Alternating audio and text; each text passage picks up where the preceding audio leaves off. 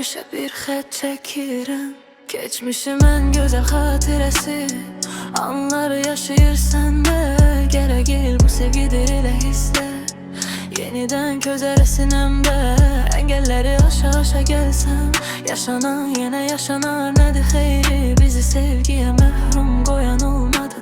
Mərhum elədi gözümüz hissləri. Yorğun biriyəm, yürkənmişəm sayəndə. Yorğun biriyəm, geri dönmək istəmirəm. Bezgin biriyəm, həyatımdan soyutdun məni, sənə dönmərəm. Keçmişə bir xət çəkirəm. İllər alıb apardın geri verməz. Həyatın qanunu bəlli, şayət geri döndük hesab elə. Yenə kör edər sevgi gözləri. Xoş günləri yaşasa belə yenə kabus. Gələcək tapacaq bizi, demirsənmi yorğun biriyəm. Yenə yorularsan dönsək geri.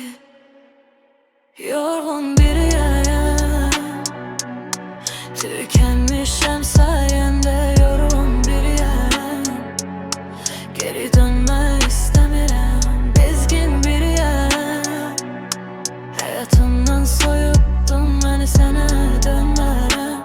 Geçmişə bir xət çəkirəm. Yorğun